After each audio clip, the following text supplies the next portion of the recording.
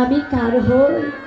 যেজন কৃষ্ণ বলে গৌর বলে কাঁদে, যেজন কৃষ্ণ নামে অনুরাগে ব্যথিত, তারা গৌর বলে কৃষ্ণ বলে। যারা কিছু বোঝে না, যারা হা গৌর বলে প্রাণ গৌর বলে যারা কাঁদে, আমি যে তাদেরই হয়ে থাকি, আমি যে তাদেরই কাছেই কেনা, আমি যে তাদের কাছে বিক্রি হয়ে যায়। তো ভজন দ্রষ্টা পদকর্তা বললেন, গৌরে জগতের বুকে যারা কৃষ্ণ বলে কাঁদে, যারা হরি বলে কাঁদে, শুধু কি তুমি তাদেরই হও? তো জগতের বুকে যারা কৃষ্ণ বহির্মুখী জীব আছে, তুমি কি তাদের হও না? তখন প্রভু আমার বলছে, আমি যে পতিত পাবন গৌর হরি কাঙ্গালের ঠাকুর, আমি তো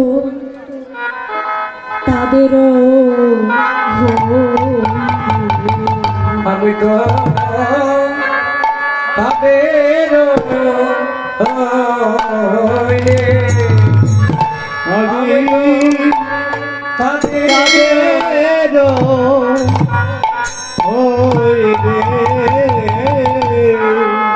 জগতে কৃষ্ণ বহির্মুখী ও যারা যারা, আমি তো তাদেরও জগৎ কৃষ্ণ মুখী যারা যারা, আমি তো তাদের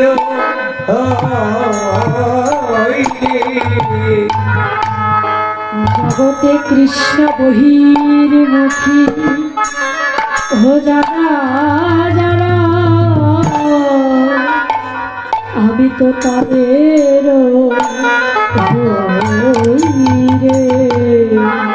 কৃষ্ণ বহির্মুখী যারা যারা, আমি তাদের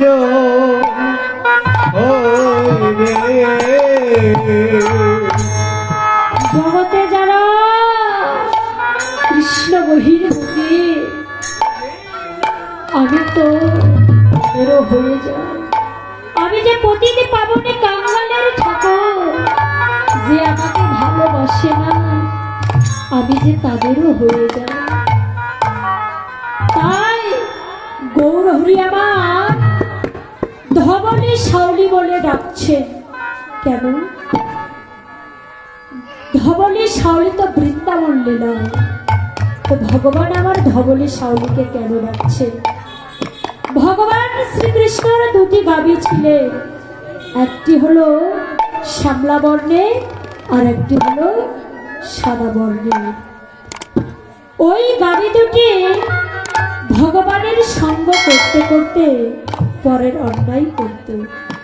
ভগবান একদিন ওদেরকে অভিশাপ করলে যে, ধবলী শাওলি রে, তোরা যে এত মানুষের অন্যায় করিস, তোদেরকে আমি এমন অভিশাপ দেব যে এহ জনম ছেড়ে তোদেরকে চলে যেতে হবে। বাবা, ওই ধবলী শাওলি ভগবান শ্রীকৃষ্ণের গাভী দুটি তখনই কেঁদে কেঁদে বলল, প্রভু হে হে দয়াময়, আমরা যদি এহ জনম ছেড়ে যদি পরের জন্মে যদি জন্ম দেন প্রভু, যেন তোমার সঙ্গ লাভ করতে পারি। ধবলী শাওলি ভগবানকে বলছে। তখন ভগবান বলছে, ওরে ধবলী শাওলি রে, তোরা আমাকে এত ভালোবাসিস, তবে তাই হবে।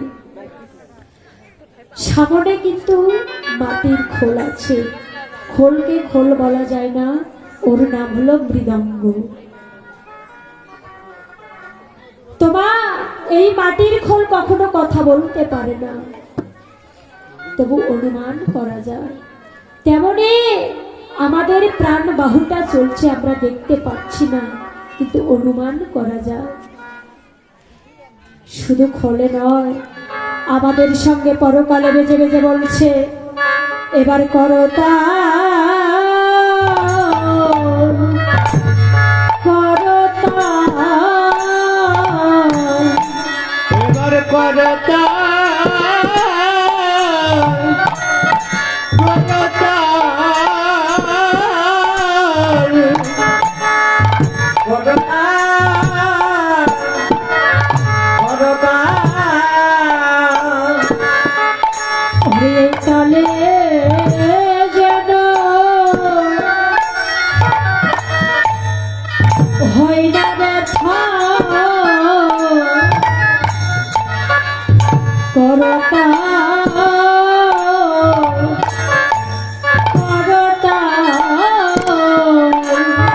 তালে যেন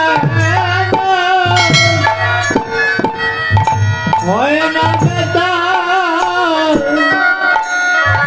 সবাই করো তাল, করো তাল। ওরে তাতে যেন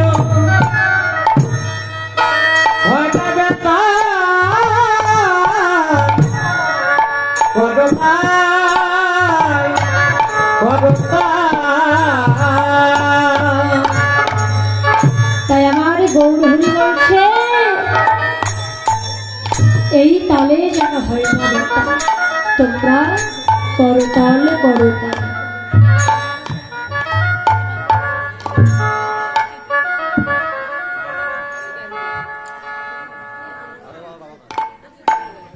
তা এই তালে যেন হয় না ব্যথা, তোমরা করতাল করতাল। তাই গৌরহরি আমার ধবলী শাওলিকে ডাকছেন। তাই গৌরহরি আমার তার অন্তরঙ্গ ভক্তদেরকে সঙ্গে নিয়ে কেমন ভাবে গৌরহরি ডাকছেন। বাহু তুলে গোরা চা করে হরির ধন, আর বাহু তুলে গোরাচার করে ধরি ধনি, বাহু তুলে গোরা চা করে হরির ধনি। বাহু তুলে গোরাচার করে হরি ধনি।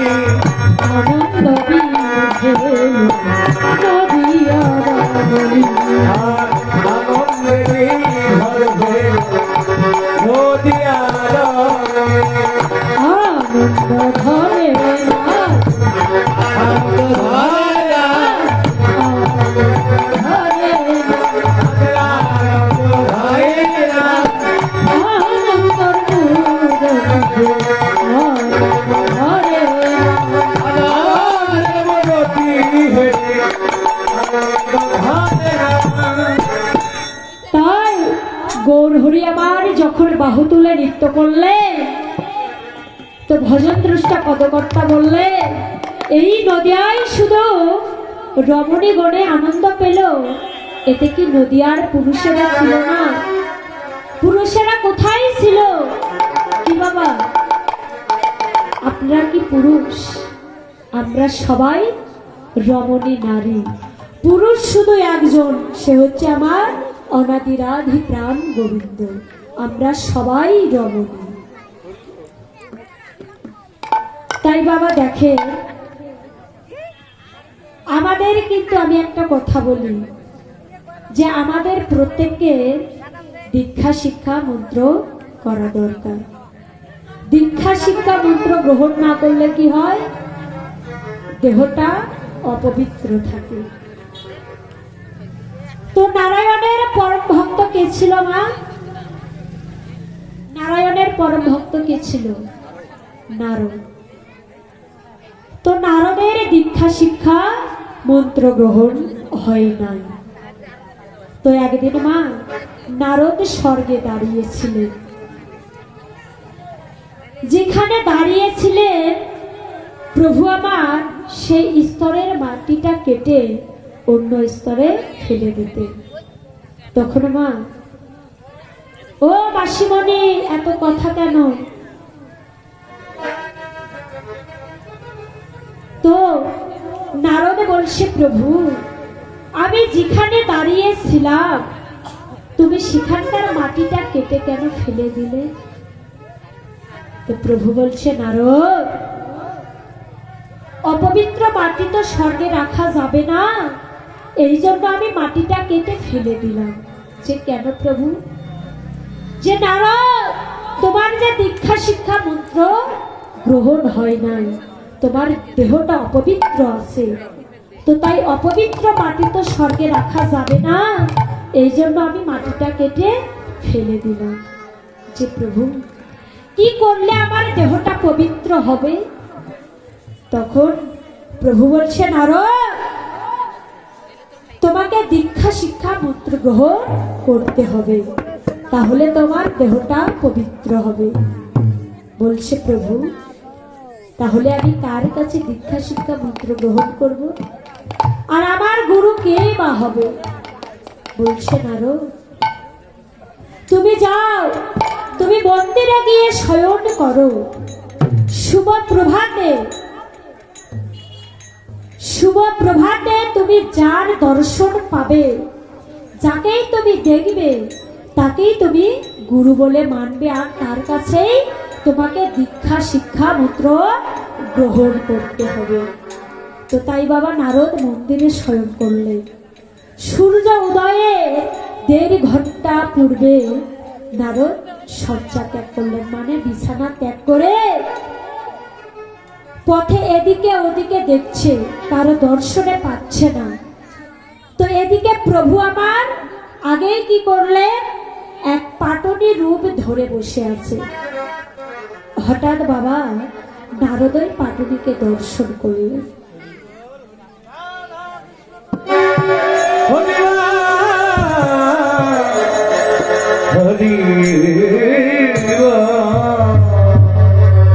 হঠাৎ ওই পাটনিকে দর্শন করলেন বাবা, করে বলছে, কি আমি একই করলাম? আমি যে এক নারায়ণের পরম ভক্ত হয়ে আমি এক পাটুনির কাছে দীক্ষা শিক্ষা মন্ত্র গ্রহণ করব, এ কাজ আমি করতে পারবো না। দেবতারা বলবে যে নারায়ণের পরম ভক্ত হয়ে সে এক পাটুনির কাছে দীক্ষা শিক্ষা মন্ত্র গ্রহণ করেছে। তাই বাবা নারদ দীক্ষা শিক্ষা মন্ত্র গ্রহণ করলেন না। নারদ চলে আসলেন প্রভুর কাছে। প্রভু বলছে যে নারদ, তুমি দীক্ষা শিক্ষা মন্ত্র গ্রহণ করেছো? নারদ কথা বলছে না, যে তুমি দীক্ষা শিক্ষা মন্ত্র গ্রহণ করো না কেন? নারদের বদনটা একেবারে বাবা মলিন হয়ে গেছে। নারদ বলছে, প্রভু আমি তো দীক্ষা শিক্ষা মন্ত্র গ্রহণ করি না। প্রভু বলছে, কেন কেন তুমি দীক্ষা শিক্ষা মন্ত্র গ্রহণ করো নাই? কি অপরাধ ছিল? বলছে, প্রভু আমি শুভ প্রভাতে আমি এক পাটনিকে দর্শন করলাম। আমি যদি ওর কাছে দীক্ষা শিক্ষা মন্ত্র গ্রহণ করি, তাহলে সবাই বলবে যে নারায়ণের পরম ভক্ত হয়ে সে নাকি এক তার কাছে দীক্ষা শিক্ষা মন্ত্র গ্রহণ করেছে। তখন প্রভু বলছে, নারদ তুমি কি জানো না যে গুরু নিন্দা মহাপাপ? তুমি কি এই কথা জানো না? গুরু নিন্দা মহাপাপ। আজ তুমি সমস্ত গুরু নিন্দায় তোমাকে অভিশাপ করলাম, তোমার 7টি নরক ভোগ করতে হবে। বলছে, প্রভু তুমি আমাকে কি শোনালে? আমাকে 7টি নরক ভোগ করতে হবে। তখন বাবা নারদ কাঁদতে কাঁদতে চলে গেলেন লক্ষ্মী দেবীর কাছে। লক্ষ্মী দেবীকে সমস্ত ঘটনা খুলে বললেন। তখন লক্ষ্মী দেবী বলছে, নারদ তুমি তো ভুল করেছো, তুমি তো অন্যায় করেছো, তুমি জানো না গুরু নিন্দা মহাপাপ। তখন বাবা নারদ লক্ষ্মী দেবীর চরণে পড়ে কাঁদতে লাগলেন। লক্ষ্মী দেবী নারদের কান্না না সইতে পেরে নারদকে পরামর্শ দিলে যে নারদ তুমি প্রভুর কাছে গিয়ে বলবে যে প্রভু আমি তো গুরু নিন্দায় লিপ্ত হয়ে যাচ্ছি, তো আমাকে তো 7টি নরক ভোগ করতে হবে।